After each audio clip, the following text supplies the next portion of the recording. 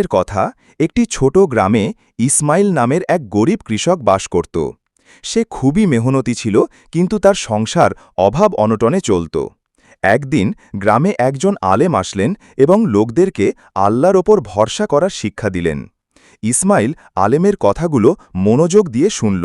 আলেম বললেন, যে আল্লাহর ওপর ভরসা করে আল্লাহ তার জন্য যথেষ্ট। সূরা তালাক ৩। পরের দিন ইসমাইল তার ক্ষেতের সবচেয়ে ভালো ফসলটি আল্লাহর রাস্তায় দান করে দিল।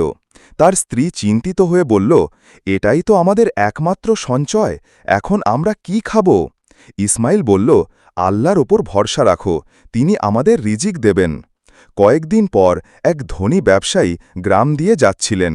তিনি ইসমাইলের দান দেখে খুবই মুগ্ধ হলেন এবং তাকে প্রচুর অর্থ ও বীজ দান করলেন। শুধু তাই নয়, ব্যবসায়ী তার জন্য একটি নতুন কূপও খনন করে দিলেন। গ্রামবাসীরা ইসমাইলের ভাগ্য পরিবর্তন দেখে অবাক হল। আলেম আবার এসে বললেন, যে আল্লাহর জন্য দেয়, আল্লাহ তার চেয়ে উত্তম কিছু দেন। ইসমাইল ও তার পরিবার আল্লাহর শুকরিয়া আদায় করল এবং তাদের ঈমান আরও শক্তিশালী হয়ে উঠল। শিক্ষা: আল্লাহর ওপর ভরসা রাখলে তিনি অবশ্যই সাহায্য করেন। সৎ কাজ ও দান খয়রাতের মাধ্যমে আল্লাহর নেয়ামত বাড়ে।